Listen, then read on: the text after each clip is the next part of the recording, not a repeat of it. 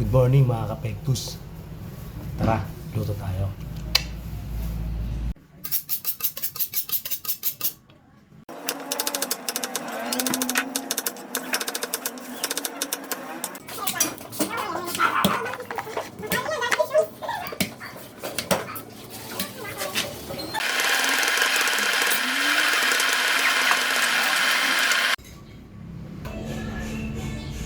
Ang galing! Ang galing!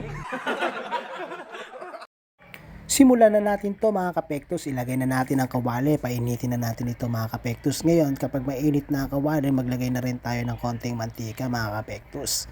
At kapag mainit na ang mantika, maglagay na tayo ng sibuyas. Haluy-haluy natin. Gisa lang natin yan. At susunod na natin ang bawang mga kapektus.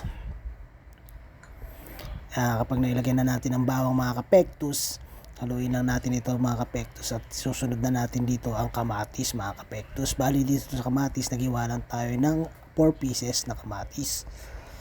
Ayan, igisa lang natin ito, haluin lang natin ng haluin to mga kapektus.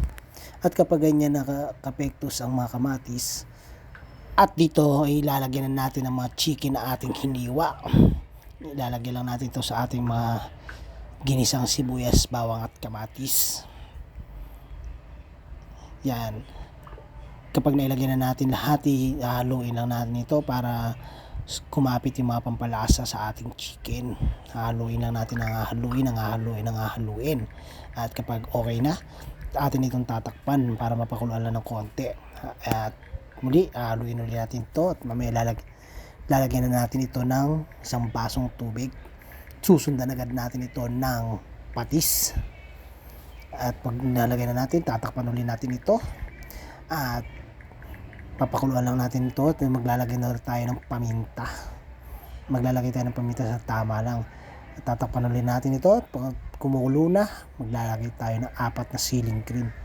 At kapag medyo malambot na ulit, ilalagay na natin dito yung pechay. Bali ito na lang ang hintayin natin na lumambot at kapag okay na, luto na ito mga kapektus. Kaya kung umabot ka sa itong video, i-comment mo naman kung tagasan ka para malaman natin kung saan umabot ang ating video mga kapektus. Yan, malambot na ang pechay at okay na ito mga kapektus. Ilabas na mainit ang kanin at tayo'y kakain na mga kapektus. Let's go! Salamat sa inyong panunood mga kapektus. Mag-ingat tayong lahat at mag-ingat tayong lahat. Let's go!